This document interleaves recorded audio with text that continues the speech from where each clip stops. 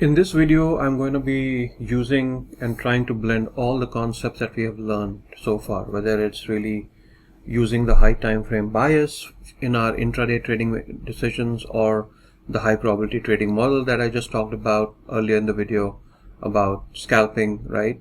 I'm going to bring and try to blend all the concepts for making the trading decisions. All right, so let's get started. Now this is an NQ chart, okay, and this is a daily chart as you see here.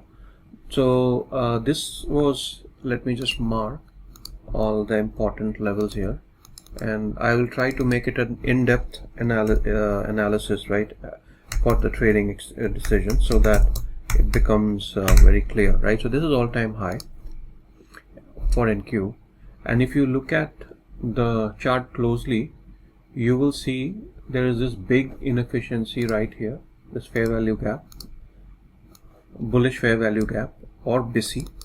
Let's just call it as a daily FVG. All right. The other thing that you can, I guess, spot very clearly here is that there are two equal lows here on the daily chart, which means that there is this liquidity pool that is resting right above this fair value gap, right? So when, and if you remember what this price generally does, price does one of two things: either it is looking for liquidity or it is looking to balance, an efficiency. Here what's happening is you have a liquidity pool as well as this inefficiency to balance. So overall this price level should work as magnet, right? So something that one has to make a note of, that this is a high probability that this is going to get purged, this liquidity, and the price is going to come to this fair value gap before reversing if it has to, right? So this is really the context that we are drawing from this daily chart. Now let's get to a 4-hour chart, and if we see a 4-hour chart, this is how the chart is looking, right? Now can we see anything else here? Yes, my eyes goes right here, because these are again equal lows, so some more liquidity on an intraday basis, right? So let's just call it equal lows again, which liquidity pool. And right now we are at 21st June 2 p.m. okay, what we want to do is we want to fast forward to 25th because the Monday, and look at the trading or make the trading decisions intraday based on this, right? So let me just fast forward it, and now this is again 21st June 6 p.m. and let's see here. Now this is 24th June 2 a.m. and this is where it gets interesting. So now let's just get to an hour chart here, okay, and if we get to an hourly chart, what do we see here? Obviously a lot of back and forth price action, and we see there's a lot of liquidity building up right here, right? And this is obviously early in the morning, so this is London session where the market is sort of going back and forth, but this is a clear draw, as you can see, equal lows, liquidity resting, right? And then this is going to be the second one that we already talked about. I want to get to the New York session first so that we can get into our with our intraday trading setups, etc., right? So I'll just get to 15 minutes, and what I'm going to do is just going to mark the 9:30 here, 9:30 a.m. time. This is going to be the New York start time, right? So let's just fast forward it, see where the price is at 9:30, and it's moving.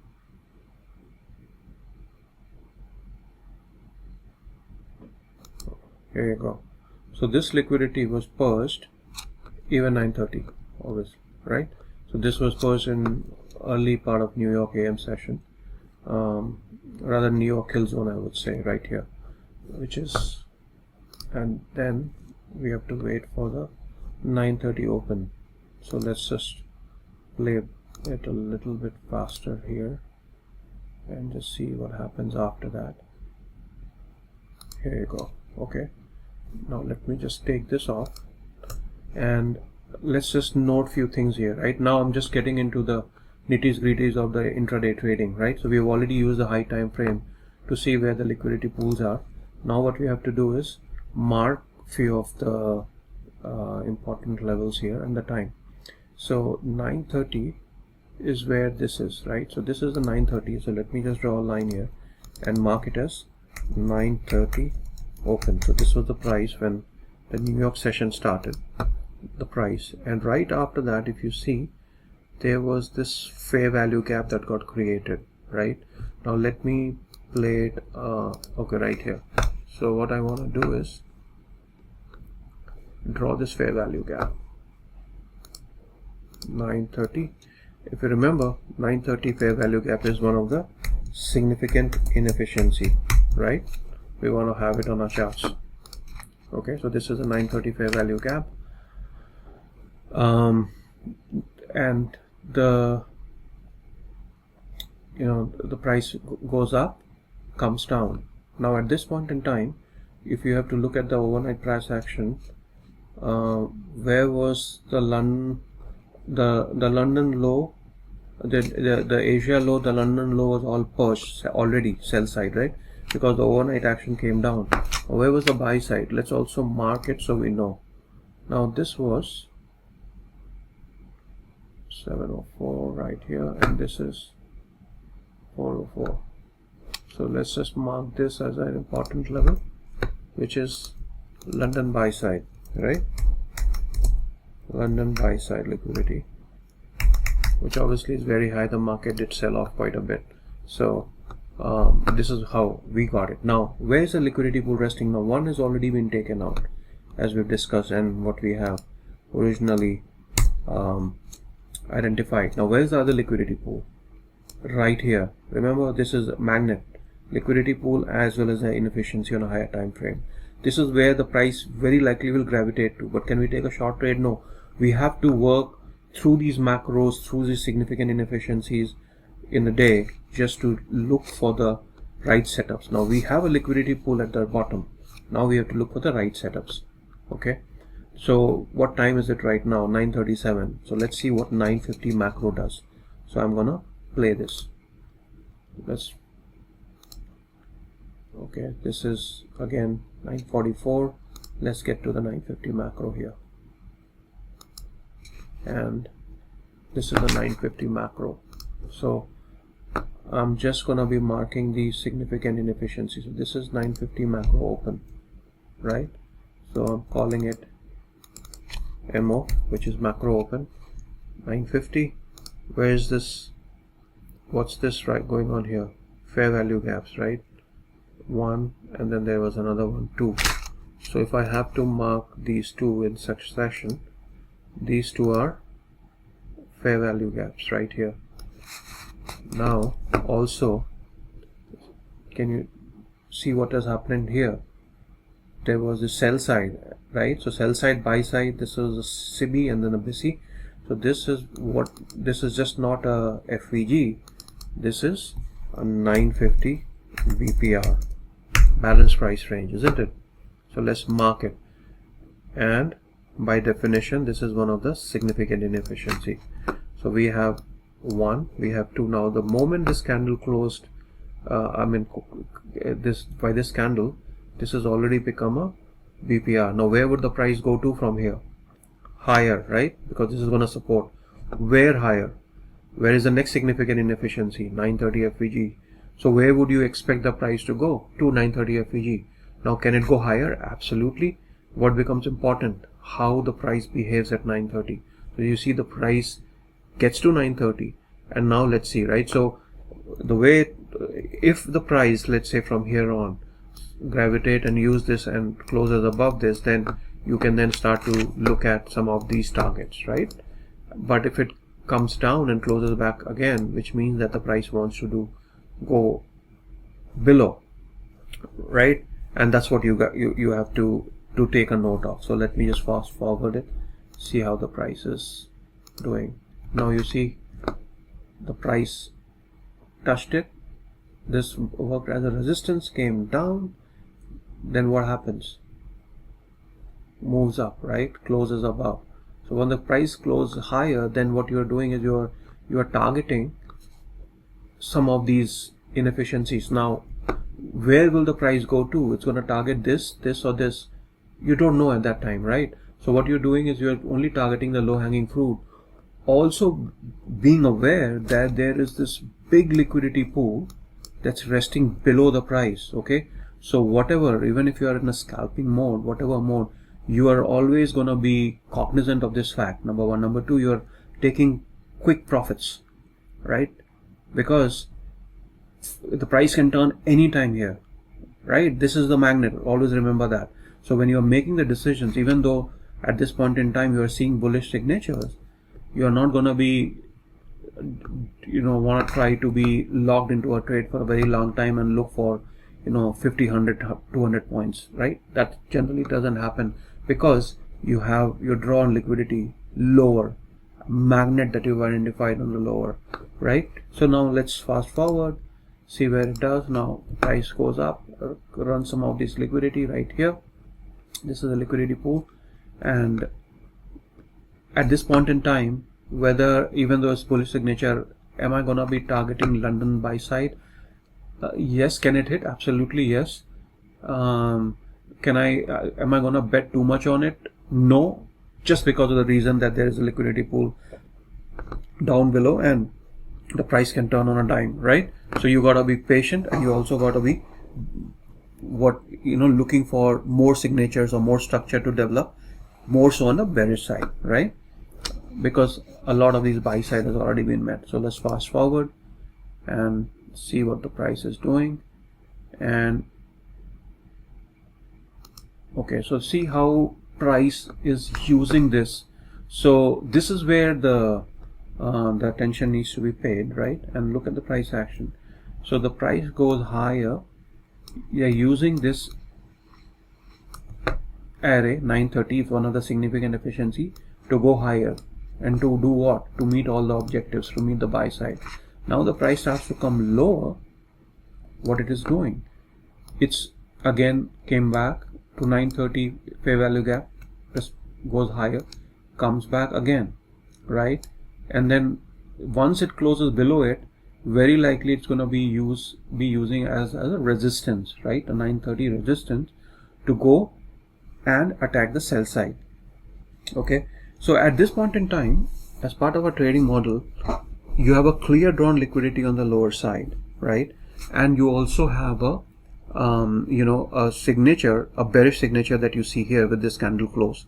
So if you have to take a trade, what the trade can be?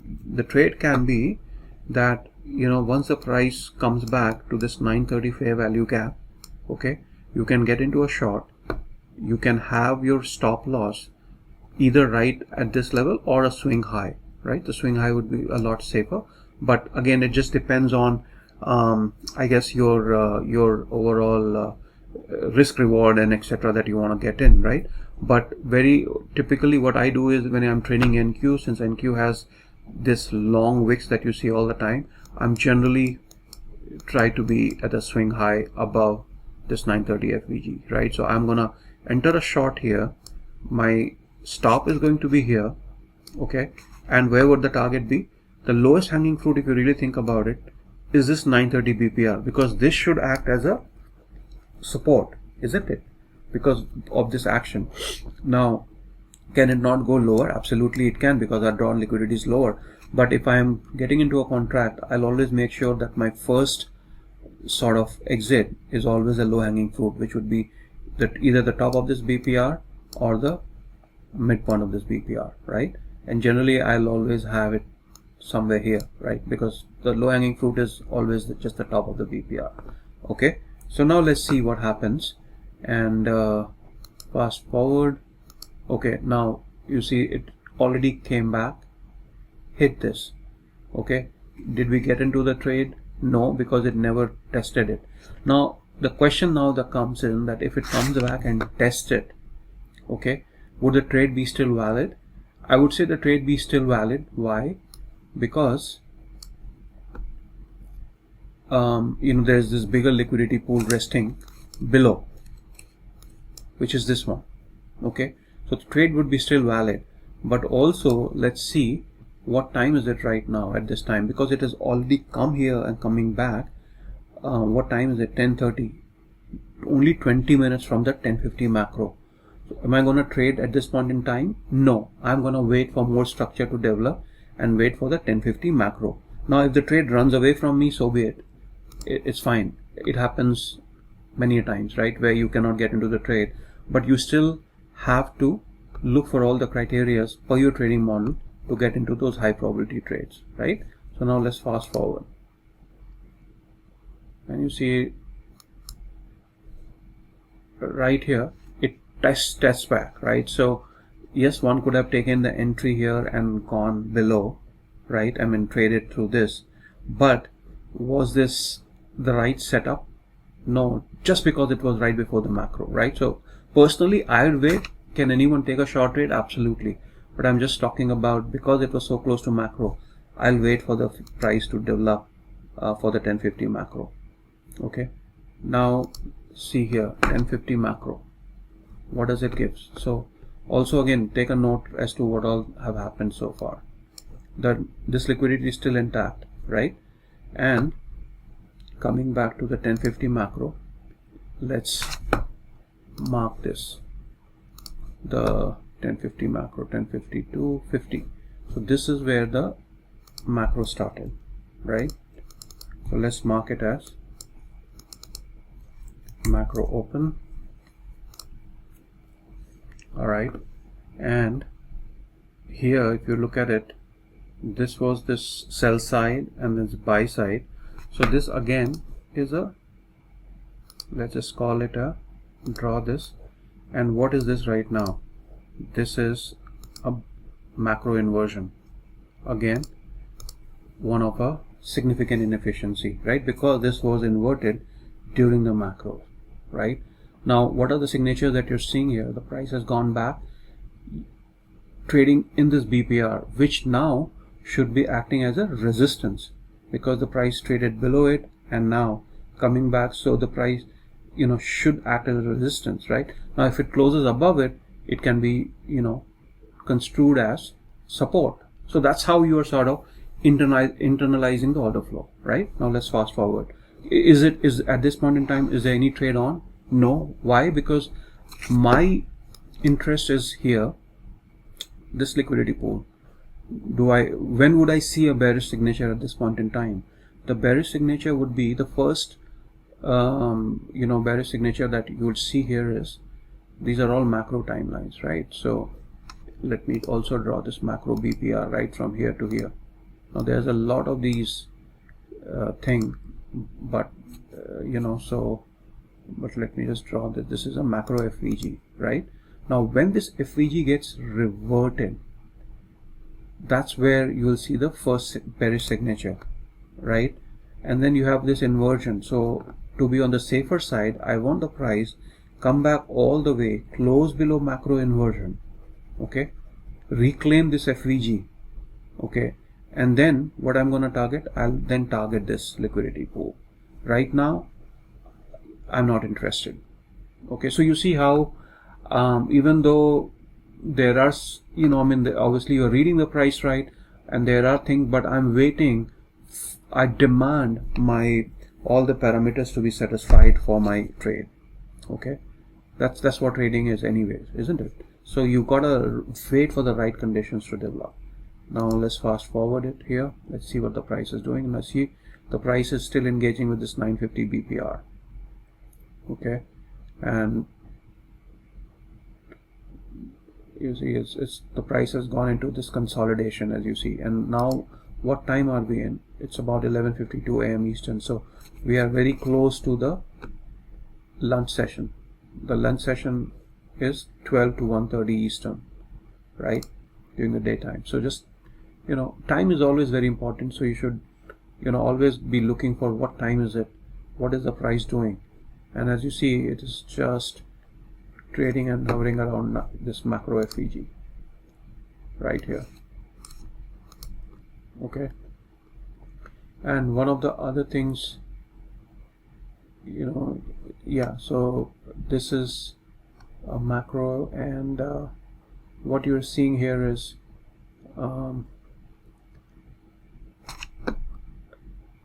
when the price gets into consolidation, you see this order block, this last down close candle. Let me just shade it in maybe a little bit different color.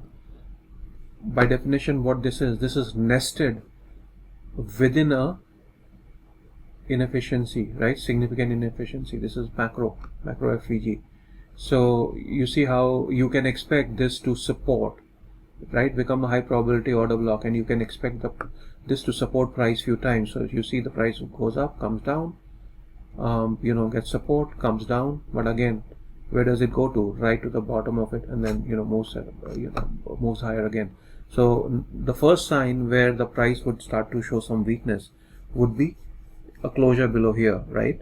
So this is how you're just internalizing the order flow, and then when you have all the conditions met, you are taking the trade, right? So let's just fast forward, and again, right here is when your candle closed below this macro FEG, right? So this has become essentially a inversion.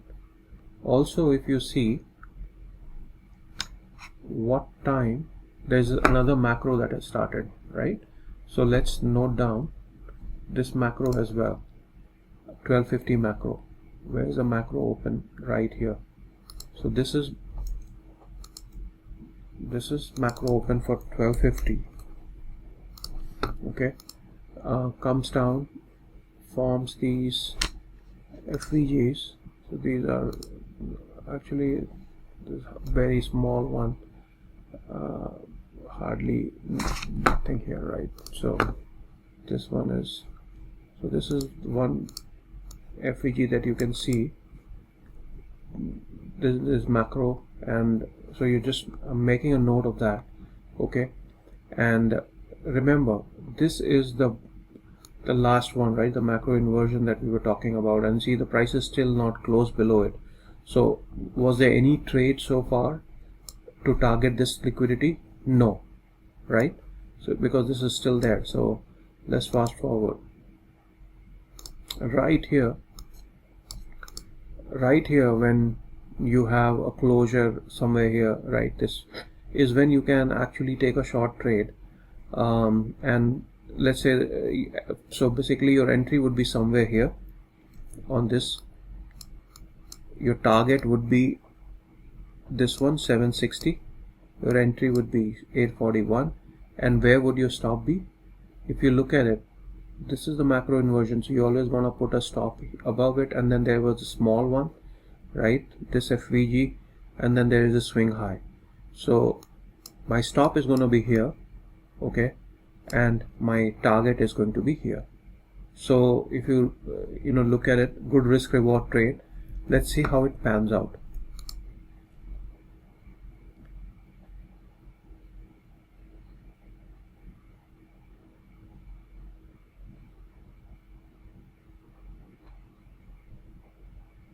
And again, that price got into a very big, fairly long consolidation, and let's see.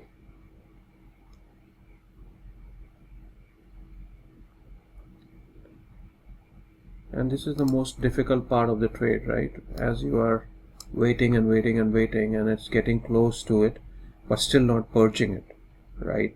So this is where now if you really think about it, right, you got into the trade somewhere here 840, and this is like 70, so you're like 70-80 points on Nasdaq. Is a lot of points, right? So personally, and again, there is really no right or wrong answer to it. Personally, when I'm trading something like that, and when the price gets really close and I see some reversal, I generally will take few contracts off, right, knowing that it will come back and hit it, right? So but if you take some contracts off when it gets very close to it, and you know that it's still building more and more liquidity here, right, but there may be some reversal of some sort before it finally come and purges this, you can take some contracts off, and then you can re-enter. Let's say if the price comes and tests this macro inversion again, right, you can add some more shorts to to your trade because your narrative is still intact, right? That's just my way of doing, but you can just leave it as is before your target or your stop gets hits, right? So it's all, I would say, individual preference, but the important point here is to understand how these PD arrays are being used to deliver and to target the liquidity pool. So fast forward, let's see here, and now when I look at this price action, what am I looking at, right? I'm looking at this midpoint. I'm looking very, very closely as to, okay, where the candle is closing. Has the candle closed above the 50%? No. Did it wick above 50%? Yes, once. But it's still, and this could be a stop hunt, right? So you're still noting your trade idea is still very much intact. So you're still in your shorts, right? Let's fast forward, and and yeah, I mean, this is way long time, right, for the liquidity to be for the trade to be taking, but sometimes it happens, and here you go. Okay, so literally what they did was they waited right till about the close of the market, 4 minutes before they finally ended up purging this liquidity. All right, so finally the trade was successful one. So if you really think about it, what all did we do this today? I mean, this entire day we built the narrative from our higher time frame bias, right? We'll identify the liquidity pool, but there were really no trades. We waited very late till about, I guess, the afternoon session, 1:07 p.m.